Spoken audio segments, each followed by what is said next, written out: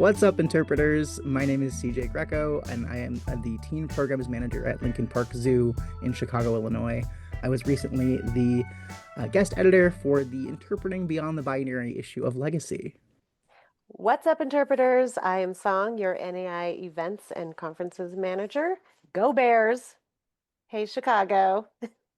What is up, interpreters? I am NAI Executive Director Paul Caputo, and I was recently in Chicago where I attended a Cubs game at Wrigley Field, which is one of the Wow. all-time signature baseball moments. Guess what? That is not what we are here to talk about right now. We are here to talk with CJ Greco. CJ, thank you so much for joining us for what I think is going to be a really important conversation about interpretation. You, as you said in your introduction there, you were asked to be the guest editor of the current issue of Legacy Magazine. So it's, I want to Yeah. say on newsstands now. It's not exactly on newsstands now, but it is in the NAI member area. If you're an NAI member listening to this, you can find that issue in the NAI member area. So just sort of real high level, the issue, as you said, was interpreting beyond the binary. How did you get involved in being the guest editor for that issue of Legacy Magazine? Yeah, for sure. That's a great question. So I am really involved in LGBTQIA queer activism, especially here in the Chicagoland region. I've been working with an organization. I'm on the leadership team for an organization called Out in Nature.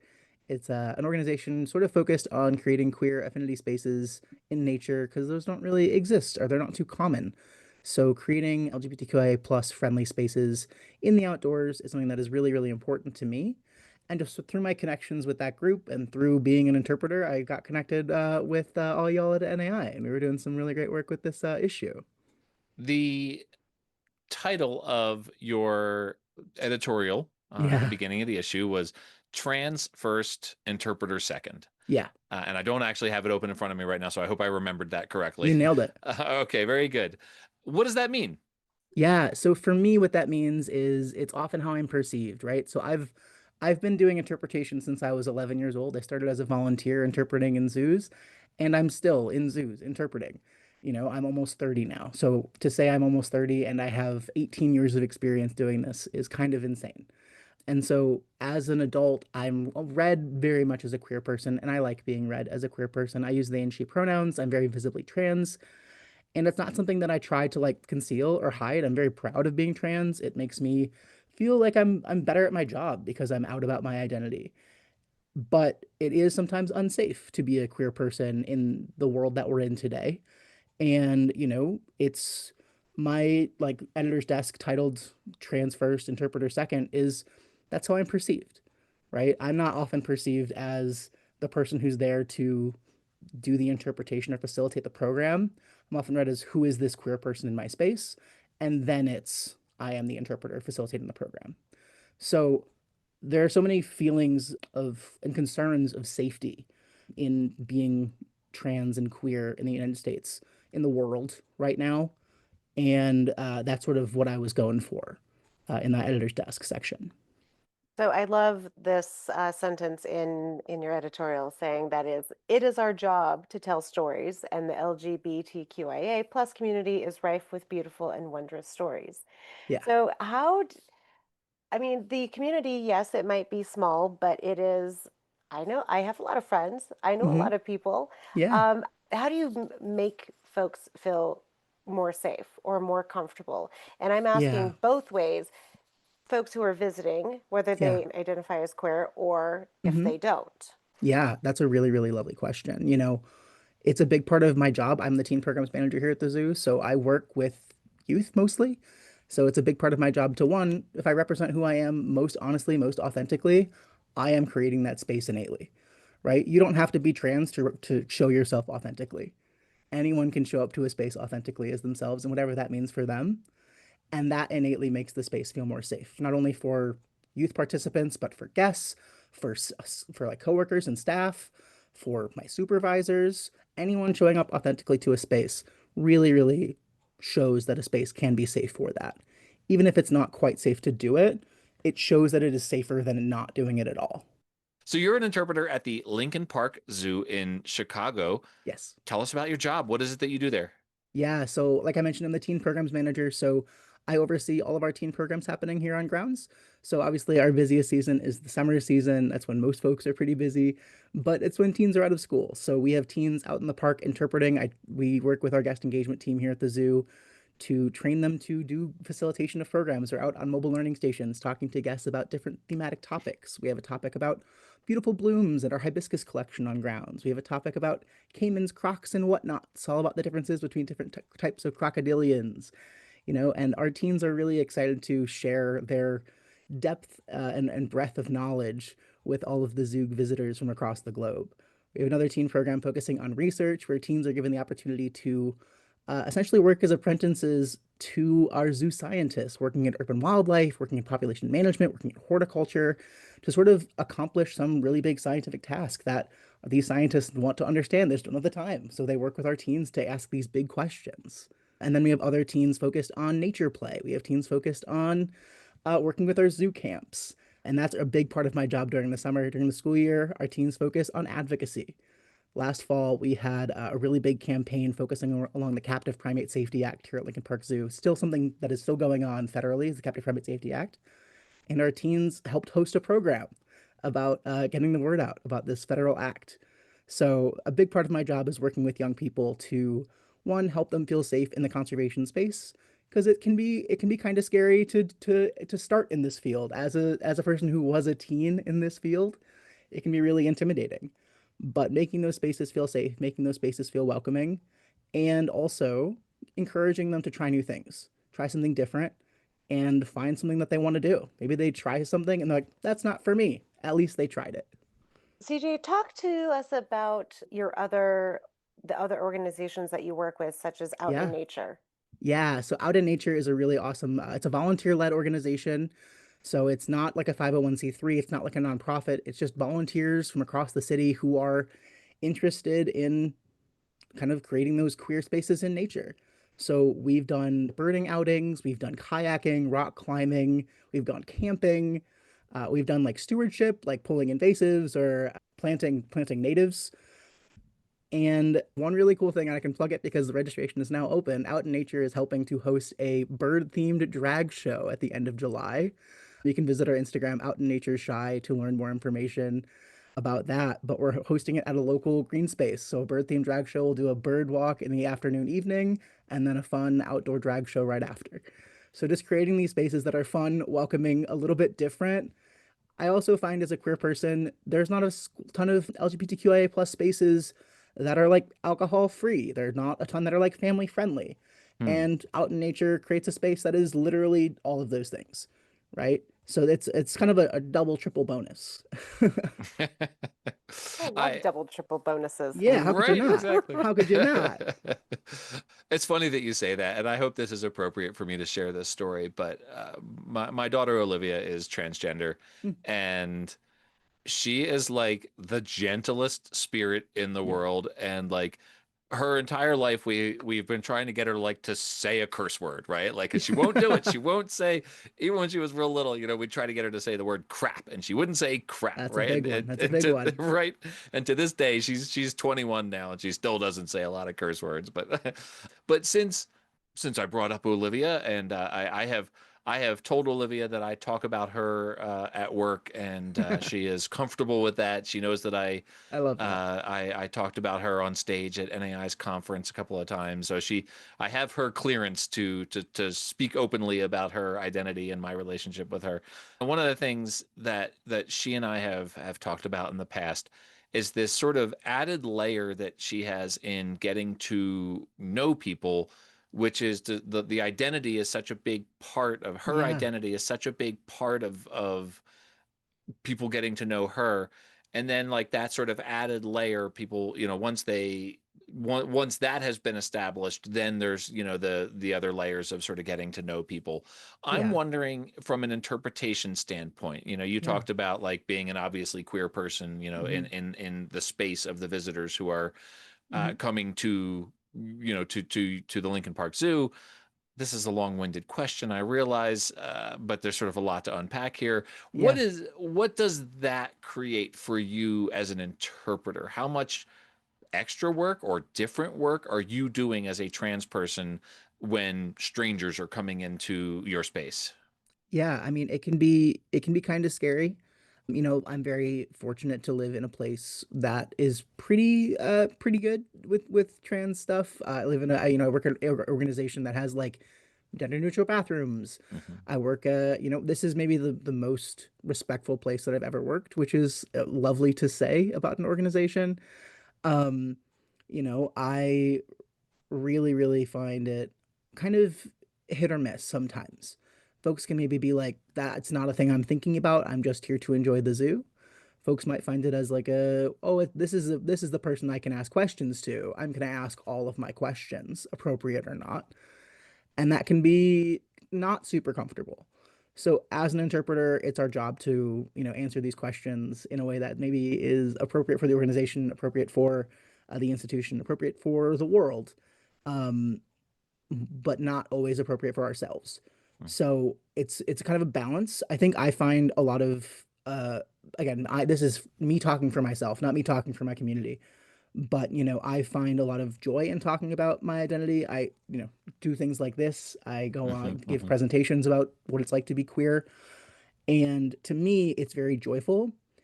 And I always say that I would rather be the one to get like a hate comment or something like that than like one of the youth that I work with, Mm. right? I am an adult. I have health insurance. I can go to therapy. My teens might not have access to those things. And I know for Mm. sure that I can handle it. Not saying I encourage those things, but that I know that if push comes to shove, I have the capacity to handle those things. Are the teens that you're working with also from the LGBTQIA plus Some community? yes, No. some no. Yeah, Okay. it's not necessarily not just necessarily queer teens. It's all Okay. teens across the city of Chicago. Hmm. But, you know, anyone can be anything, so you never know. But it's I think comparable to any sort of inappropriate question, whether it be about any type of thing that is irrelevant from the topic of which we're interpreting. Hmm. Yeah. CJ, has there been a moment when your perspective helped shift or deepen an interpretive message? That's a really great question, Song. I don't know. It's in this issue of legacy. I'll just to bring it back a little bit. I encouraged one of my coworkers to submit a proposal for an article, and it was selected by Lucian, the editor, and myself. So this article is titled "Nature is Far from Binary. It's Bountiful," and it was Mm. submitted by one of my coworkers, who is the one of the guest engagement coordinators. His name is Joe Frumkin, and this article, I think, is a kind of a perspective of Joe's experience as being a LGBTQIA plus interpreter, and also kind of tying like queer themes into interpretation, right? Talking about how horticulture isn't necessarily a binary topic, right? Mm. How prides of lions really depend on different types of queerness to kind of grow or shrink in size. Talking about how birds, like penguins, a very classic gay story, right? So it's a really beautiful article. And I think seeing stuff like that from our guest engagement team. So our guest engagement team are the ones who are giving our chats on grounds, providing narration to our training demonstrations. It's really a beautiful thing to know that we are actively trying to kind of like be queer positive. I guess that's not the right way to describe that, but saying things in a way that is not like subtly anti-LGBTQIA, because it's very easy to do that, to Hmm. kind of like push heteronormative concepts, to kind of reframe things through this queer ecology perspective. It's a unique thing, and that, it's exciting to see that Lincoln Park Zoo is submitting stuff to NAI's legacy about this topic. So, because I was the editor of Legacy Magazine for many years, I have to ask Yeah. this question. Was it hard to find the articles Yeah. for this issue? That's a really great question. So I will say it was a little bit difficult. Initially, we wanted the articles of the issue interpreting beyond the binary to be specifically focused on trans issues. If you're not familiar, there are a lot of things going on with trans folks in the United States right now. I don't have time to get into it. Look it up. But initially, that was going to be the pitch. Was it was going to be mostly like trans or gender nonconforming interpreters sharing their stories or sharing their perspectives. And we really didn't get a lot of submissions. We got a few, and those made it in. A few of them did, at least those that were still able to. But we Hmm. decided to expand it to the entirety of the LGBTQIA plus community because binary isn't just a trans, like thinking beyond the binary, interpreting beyond the binary isn't just like a trans thing, Hmm. right? To like decolonize your thinking in a way that kind of opens you up to reframe your thoughts, to interpret beyond the binary. It takes something like a reframe. It takes a thought that is maybe a step beyond what you're most comfortable with. Hmm. And folks who tend to be most comfortable with those things are folks who have experienced that step already in their lives, like most LGBTQIA plus folks have, right? The effort it takes to discover who you are, the effort it takes to come out about who you are and be who you are and love who you love. These things are tough. It's hard. And that extra step of knowing that and feeling that kind of informs your writing, informs your stories. And we really see that in this issue. Tell the listeners because, or actually tell me because I'm not that familiar either about like being a guest editor with Legacy Magazine. What does that mean? What do you do? Yeah, it was definitely an interesting experience. I've never done anything like this before. My background is I have my undergraduate degree in humanities and social science, so I'm very familiar with like the concept of like high level writing and editing and producing things like that. But this was on a different scale completely. And I think I was asked by NAI staff because of my extensive experience with like queer activism and queer outreach, especially being an interpreter for as long as I have. It's been a really unique experience being able to kind of compile this list, this group, this beautiful collection of articles from interpreters across all over. And there's just so many wonderful stories that the queer community has to share. And I think this issue of Legacy really demonstrates all of the beautiful, amazing stories and the deep, rich history of queer folks in interpretation. It's a great issue. CJ, what would you say to somebody, to young queer folks considering a career in Mm. interpretation or at the Yeah. zoo or in science communication? For me, I, if like reflecting, I should have known that I was a trans person from a very young age. I should have figured it out. I definitely did not. I didn't come out until I was 22, and now I'm almost 30, and things are definitely have been out for a while, and things are really lovely, and I love being CJ, right? I wasn't always CJ, and being CJ is the best experience I've ever had. Mm. This is the best. And getting to like be joyful every day because I am who I am is a really unique experience. Like even like cisgender folks don't necessarily feel that, right? So just I get to experience joy in being who I am. I have the best job in the world. I love coming to work every day. Again, not a universal experience. So these things that spark so much joy. Joy is really what I've been writing a lot recently. Things are really, really tough in the world, and joy is the only thing that's pulling me through it. Finding small moments like conversations like this, right? Where I get to talk about how awesome it is to be me, how awesome my job is, how amazing the things I get to do are. It's spectacular. And I really hope it comes through because it feels real. It does, and you've already answered both of these questions, so I can't ask the question I had planned, which I thought was going to be hilarious when I was going to say, how long have you known that you are an interpreter? It's a good bit. I really like it. I mean, again, I've been an interpreter for a pretty long time, considering I'm relatively young, right? I have been volunteering in zoos and in informal education settings and conservation settings since I was 11 years old. So I've been doing this for 18 years. It doesn't feel like that's true to be someone who's 30 with 18 years of experience, but it's this is the dream. I said it and I'll say it again. I have the best job. I love coming to work every day. And I think that that joy is really because of experiences as a young person doing interpreting, right? Getting to share like little kid CJ's love of animals with the people who visited the zoo. That's so spectacular. That's like encouraging a young person to pursue their thing. And that just continued throughout my whole life, which is really rad. In your editorial, you were very open Yeah. about some times that were not joyful.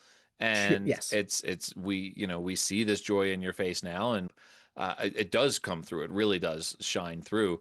But you talk openly in the editorial in Legacy Magazine that you attempted suicide, Yeah. and obviously this reaching this point now was extremely difficult for you. Yeah. Why was it important for you to share that part, that deeply part of your personal story with readers of Legacy? Yeah. I sort of mentioned it in that article as well, but I often get told that I'm the first trans person that people have met, which to be fair is likely untrue. You just probably didn't know you encountered a trans person before. But again, I'm very open about it. I'm very public about it. And I'm also pretty loud, so it's very easy to encounter me. But this is the struggles of the trans community are a lot, especially now. And issues like this really require kind of the hard voice, right? Like it requires this like I'm joyful. I do experience this joy. This joy is resistance, but that joy did not come for free, Mm. right? We worked for that joy. I found it. It's wonderful, but the ride here wasn't great. And in issues like this, where most of the readers might not be familiar with these experiences, we have to get a little bit uncomfortable to tell that story. Otherwise, the message won't come through. CJ, you have said that basically you're very blessed to I, be working at a institution, at a yeah. site at the Lincoln Park Zoo that Hmm. is very welcoming, open, Yeah. safe, and encourages safety and inclusion. Yeah. What would you do you have any just general tips for our listeners who maybe don't work at such Yeah. open, awesome places?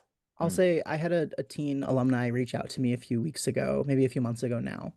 They are in college now, very exciting, and they were looking for internships. They're going to be a researcher and a behavioralist, very exciting. And they were looking at taking an internship in a state that's maybe not so queer friendly. And they reached out to me because they know that again, I'm very public about things. They wanted to ask what I thought they should do and how I thought they should approach this offer of an internship in a field that requires so much experience in a place that maybe wouldn't welcome them as much as Lincoln Park Zoo had. And my advice to them was just find your community in whatever form that takes. Queer people have existed in every place across the world forever, and we're always going to. It doesn't necessarily like we don't stop existing because there's laws against us. And if you're in places that maybe aren't as safe, aren't as welcoming, just find your community. Find the people who you can resonate with. Maybe it's people who you share an identity with. Maybe it's people who you just feel comfortable and safe with, whatever form that takes for you to find your community. Well, CJ, this is obviously a such a fascinating subject and such an important topic for the podcast. Thank you so Hmm. much for your openness and your Oh my your goodness. willingness to chat about it. Thank Of you again for course. the great work you did on Legacy Magazine. Thank you so much. I know that many non-members of NAI listen to this podcast, Yes. so for goodness sake, go get your membership to NAI so you can get into the member area and read the magazine. It's a fantastic issue. CJ, where can folks find the work that you do, the organizations that you care about? Where can folks find you online on the socials, all that sort of thing? Yeah, for sure. So, I work at Lincoln Park Zoo. Look at Lincoln Park Zoo's everything. We're on all the different social medias. We've been kind of killing it on TikTok recently, making some Oh, really top tier funny TikToks. But I'm on Instagram at cj.greco. That's cj.greco.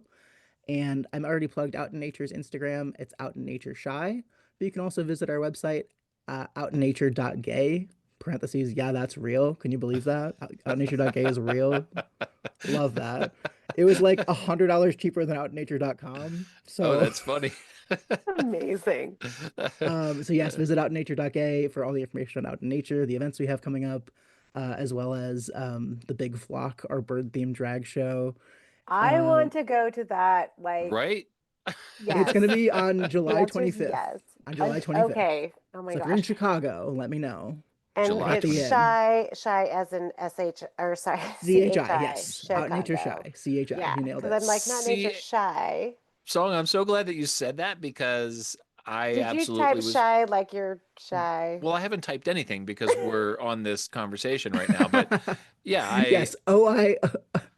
I was thinking SHY, like, Yes, and it's funny Nope. because I was like, that doesn't. CHI. Yeah, CHI. see, Shy is in shy Chicago. as in I am super glad that you made that clarification there, yeah. Thank Song. you So, for Well, doing that. and um, CJ, you are not shy. You are very I do my open, best. really awesome. And also, you guys can't see, but CJ has amazing dimples. Oh my goodness. Pair of Stop dimples, it. like Oh my stop, God. I'm you just we smiling stop. so much. Oh my since goodness. we're on the Chicago thing, there, I have to ask though, where's the best deep dish pizza? Oh my God. I can't even. Come on. You have Like, to okay, do I two. we Say at went to least two. we went to Lou Malnati's. Is Lou Malnati's a tourist Luminari's is trap good. or is Yeah. it's legit? It's Okay, good. okay. Yeah. It's All like you've right. Yeah. got the Again, big I feel three. like even the tourist traps are solid. Okay. Yeah. I want to And say though, the real Chicago pizza is tavern style. Deep dish is like a treat. oh, That's more touristy. Tavern okay. style is real Chicago pizza. Square cut. Okay.